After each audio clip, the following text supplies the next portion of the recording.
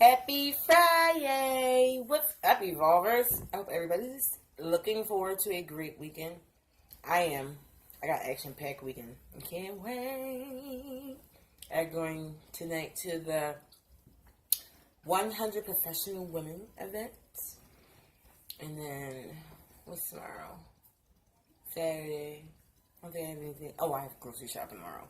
And then Sunday, I'm going to a fundraiser. It's a fish fry comedy show fundraiser for Boo Edwards. So, supported Boo Edwards, 179th District. Just saying.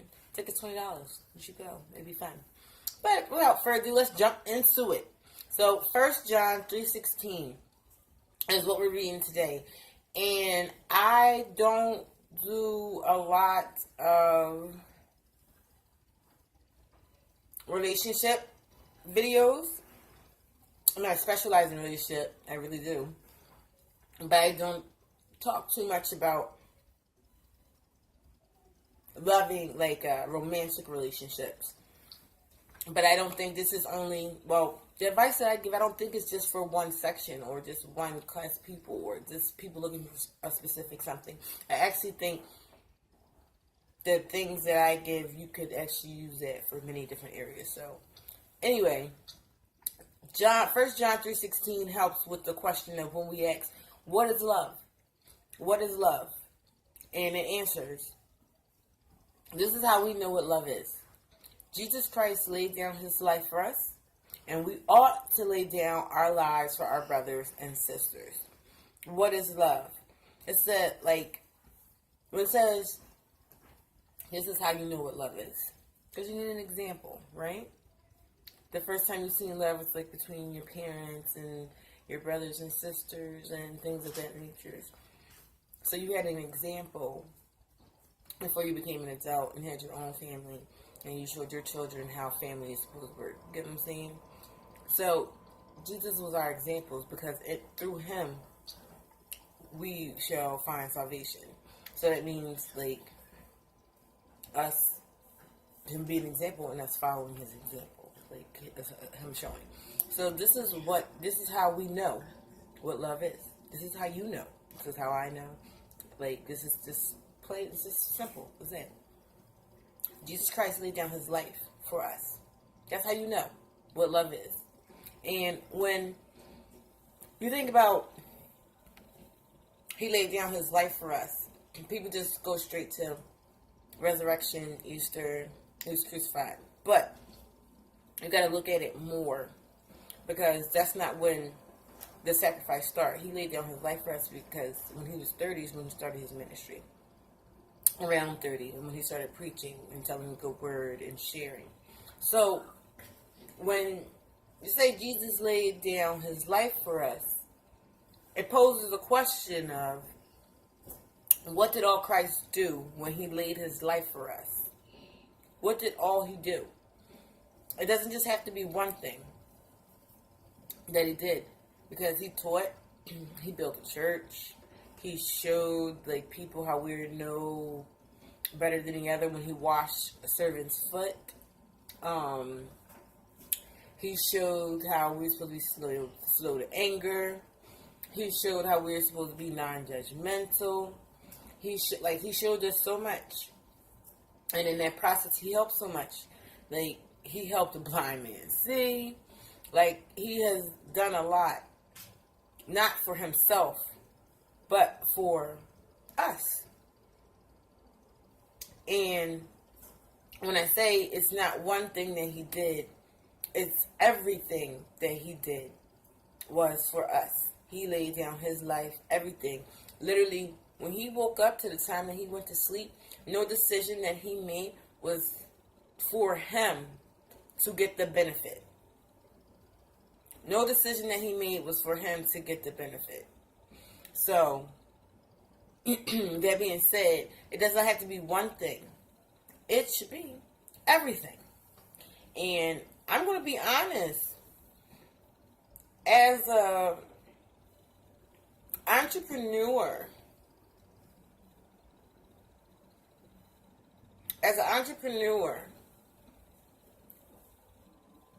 and this is speaking just I'm saying from my experience as an entrepreneur, like especially when you're first starting out, like everything's about money. So you're thinking like, I need money for this, I need money for that, I need money for this, I need money for that. So then you can easily fall into running or chasing the money. You don't want to do that. You want to chase the passion, the dream. You want to enjoy getting up and going to work every day. You don't want to just be disgusted but have a lot of money. I mean, I'm just saying, that's something that's really big. And also, like, in relationships, like when you're looking for a mate, instead of thinking, oh, if I'm with this person, I get this, that, and that, and that, and that, and that. And it should be, what can I give to this person? Like, what is us being together? What is me being in this person's life? Like, what is that going to do to make their life better? Not like you have to be a doormat or anything. Just simply like, oh, I'm trying to think of something. Sorry, I can't. Okay, here you go. Oh, you don't eat like healthy. You always eating out food and blah blah blah blah blah blah blah. Like you always, like you can always say that, but you don't know how to cook. So how are you making the situation better? How are you making that person better? You get what I'm saying? Like that's pretty much how it is. Like as women, as people to now and today. People just want to get married just so they get a piece of paper and just say that they got married and they got a ring in their finger and they had a party. You could do that without breaking a promise to the Lord. Now you could do that. Like you could do that. You don't have to get married for that. And they don't understand is it's not what you gain from being a unit. It's what you give from being a unit. Because if you give 10%, and you get 100, you'll be the butthead. But if you get 100 and you get 10%, you know that you are capable of giving 100. Like you still get, even when you don't. Like, and that's how I felt after my marriage, my first marriage. Like I've been divorced 6 years now. I'm giving so much. I'm loving you no matter what. With everything. Even though like you're being a bleep bleep right now. I'm doing that. And I'm getting nothing in return. But in actuality, it was confirmation that I am a good woman. I am a good wife. I'm somebody's wife, and that's not going to change. I've been the best wife that I could be. But, hey, it is what it is. And how I made his life better in the long run. Now, see, if you would appreciate it, you'd still had it. But you had the pleasure of knowing a good woman. The rest is on you. See? Made it better. And that's how I see. But, yeah. So, anywho, I'm sorry. I veered off there. That happens sometimes. But, yeah.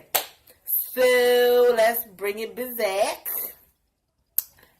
And we ought to lay down our lives for our brothers and sisters. First of all, the word is ought.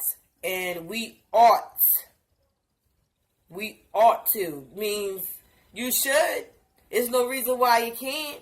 What is going on? Like, you oughta. I know when your grandparents, get yelled at. You oughta go ahead and sit down before you get your hinds cut. You know what I mean? Okay, that's the better thing to do is to sit down. Basically, what is the better thing to do? The highly thing to do. What is it to do? It's to go sit down or go do something. You ought to. You should feel compelled to do it because someone did it for you.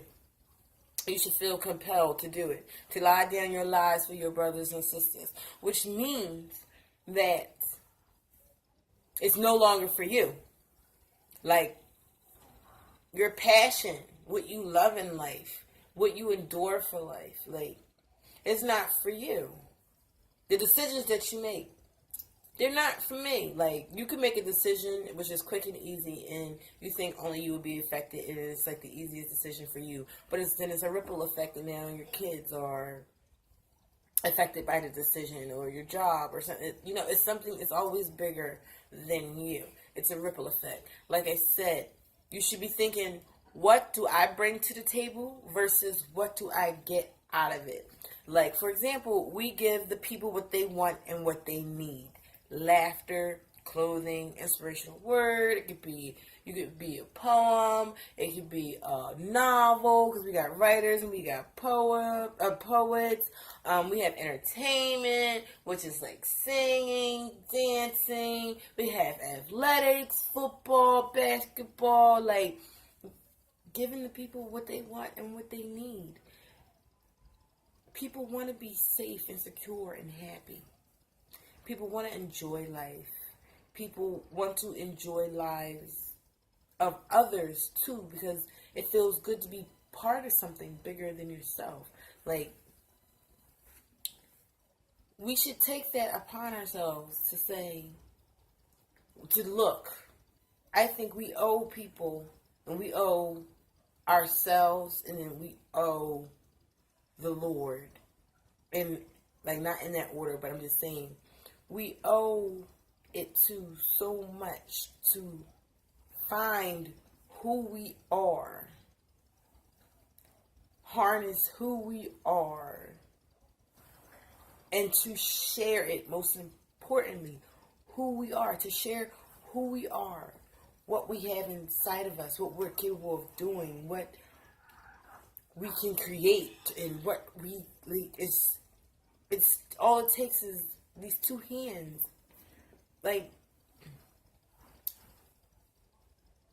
if the goal is to make life better for others, if that is the goal, hey, I made this shirt, it's really warm. If you go outside in the blistering cold, while you're blah blah blah, and while you're exercising and da da da da, and this that that, body armor was invented, and it was made to better people's lives. And as you see, bettering people's lives made the company more lucrative. If the goal, if the mission, if just the bigger picture is just to help others, to make their lives easier, to love your brother as you would yourself, if that is the goal, you will be okay. And that's real. You'll be okay. Everything else will be okay. If that is the goal. And that's in anything. That's if you are a political leader, if you're a doctor, if you're a husband, if you're a wife, policeman. If you could be a news broadcaster, rapper, singer, whatever you do. Whatever you do. Don't think about what do I get out of it. Think about what do I bring to the table. For example, I'm going to give you another good one, then we're going to, like, shut it down. I was on the phone this morning with my publicist, and he was giving me some information about an event. And I said, I don't want to attend another event in my industry because it's now competitive, and like, it's also a crab in a bucket mentality. The truth is, there's crab in a bucket mentality everywhere. The truth is, everywhere is competitive. And then I thought about it for a minute and was like, I looked at it all wrong, because even if I don't make a valuable connection or anything that'll help me in my business, I get to bring what I bring to the table in content for the people to see. So the people hopefully they can go to the convention, or something that someone said across, my social media sparked something in someone just happened to be scrolling down their timeline. So, I'm doing what I want to do. I'm helping someone somewhere, somehow. I might not see it. That's the thing. I might not see it. We might not see it. You might not see it. It might take a while to see it, but it is. Like, it's crazy. It really is. It's crazy. It's crazy. But what I say is, I was like, you know what? Never mind. I was wrong. You're right. Like, I'll go. I'll go. Because, like I said, if I don't get anything else, because I'm thinking about the business aspect of it, I'm thinking about the money aspect of it. If I don't get anything else, excuse me, I would get content. And the content isn't for me because I'm there. I get to experience it. I get to, I'm in the action. The content is for everybody else. Maybe you might want to come next year, or maybe you want to start following this company, or maybe they said something that was missing to a piece of the puzzle that you were trying to figure out. So, why not? That's what I say. Why not? Why not? So, yes, guys, let's please us. Like, I'm working on that. And I would like for others to work on that too. Our lives ought to be laid down for our brothers and sisters. It should not be for our personal gain.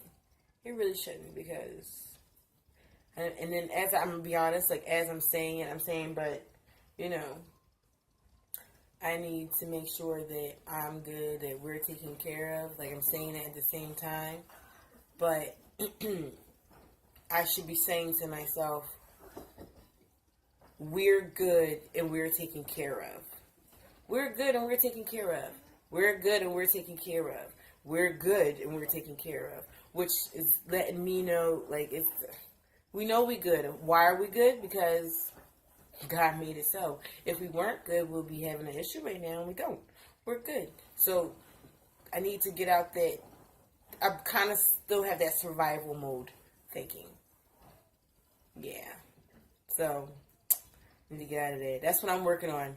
See, look, trials and tribulations and struggles. Ugh, I need to get out of that survival mode, that guarded, like I'm always ready to. You never know. You never know. Gotta keep the joint fat. Just saying. You never know. I need to get out of that. It's time to grow. And now I gotta figure out how to do that. How I'm going to do that. How I'm going to get out of that. I'm giving people what they want and what they need. Giving people what they want and what they need. That's how I'm going to get out of it.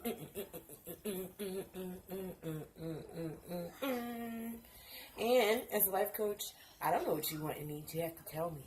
I'm just figuring it out just like you. Hope everybody has a good weekend. I'm sorry. I went on a little. But everybody have a great weekend. Like, share, and subscribe, and drop some comments in the comment box. I know y'all probably like what was going on, but I talked it out, and I feel like I'm in a good place. So remember, what do I bring to the table versus what do I get out of it? That is the question for today, and also that is my homework to stop being so guarded, me personally. So, see you guys later. I'm going on a walk.